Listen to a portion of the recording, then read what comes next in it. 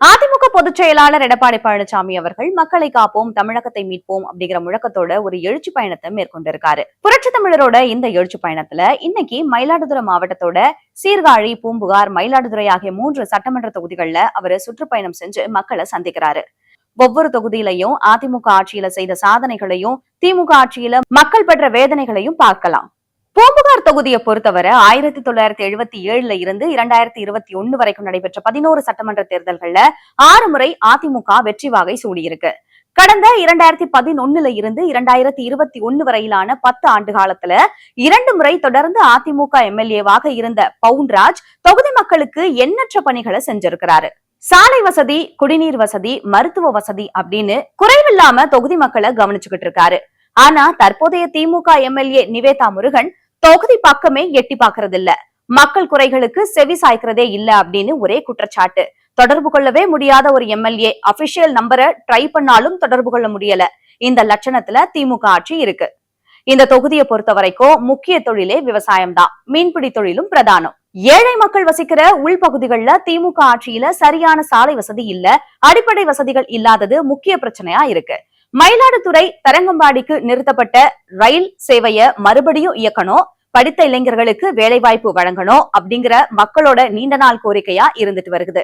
பூம்புகார் தொகுதி முழுக்க மழைநீர் பாதிக்காத அளவுக்கு நெல் கொள்முதல் நிலையங்களை மேம்படுத்த வேண்டும் அப்படின்னு மக்கள் கோரிக்கை வைக்கிறாங்க. ஆனா விடியா திமுக ஆட்சியில மக்கள் கோரிக்கைகள் எல்லாமே செவிடங்காதுல சங்கூதன கதையா தான் இருக்கு. குத்தாலம் தாலுகா பாலையூர் ஊராட்சி இடைக்கியம் கிராமத்திற்கு காவிரி ஆற்று பாசன நீர் கடந்த 2 வருஷங்களா வரவே இல்ல அப்படின்னு சொல்றாங்க. அதுக்கும் உரிய நடவடிக்கை இல்ல. பூம்புகார் தொகுதியே பிரச்சனை தான். இந்த தொகுதி பிரிக்கப்பட வேணும்.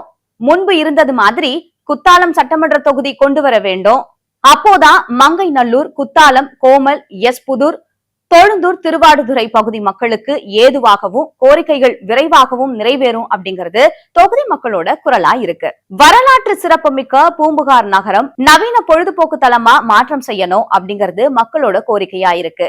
இது எல்லாத்தையும் நிறைவேற்ற வேண்டிய ஆளும் திமுக அரசோ தூங்கிக்கிட்டு இருக்கு. அத்தனைக்கும் மாற்று அதிமுக ஆட்சிதான். மயிலாடுதுறை தொகுதியை பொறுத்த வரைக்கும் 1977 இருந்து 2021 வரைக்கும் 12 சட்டமன்ற தேர்தல்கள்ல 2 தேர்தல்ல மட்டுமே அதிமுக வெற்றி பெற்றிருந்தாலும் மயிலாடுதுறைய தனி மாவட்டமா அறிவிச்சது அதிமுக அரசுதான்.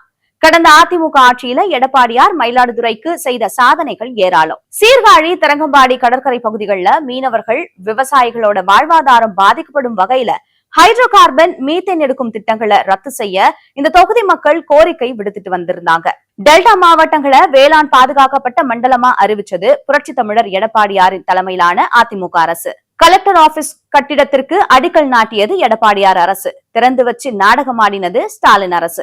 மயிலாடுதுறை எம்எல்ஏவா இருக்கும் காங்கிரஸ் கட்சியோட ராஜகுமார காணல அப்படின்னு போஸ்டர் தான் ஒட்டல.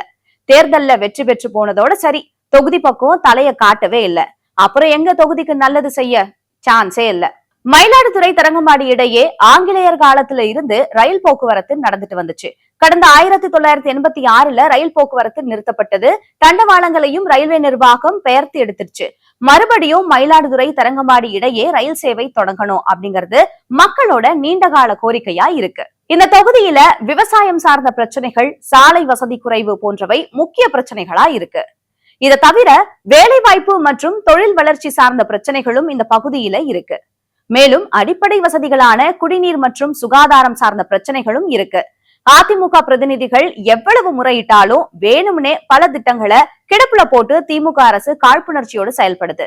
திமுக ஆட்சியில மயிலாடுதுறை தொகுதி மக்கள் மகிழ்ச்சியா இல்ல, அவ்வளவு வேதனைகள் தான் பரிசா தந்திருக்கு திமுக. இது அத்தனைக்கும் விடிவு காலம் உண்டு அப்படின்னா அது மறுபடியும் அமைய போகும் அதிமுக ஆட்சிதான். புரட்சி தமிழரோட எழுச்சி பயணத்துல மக்களின் பேராதரவுல நாம பாக்குறது எல்லாம் 2026 தமிழ்நாட்டுல மலர போகும் இரட்டை இலை ஆட்சிதான். எடப்பாடி தான் வராரு, ஸ்டாலினை விரட்ட போறாரு. இதுதான் தமிழக மக்களோட குரலா இருக்கு.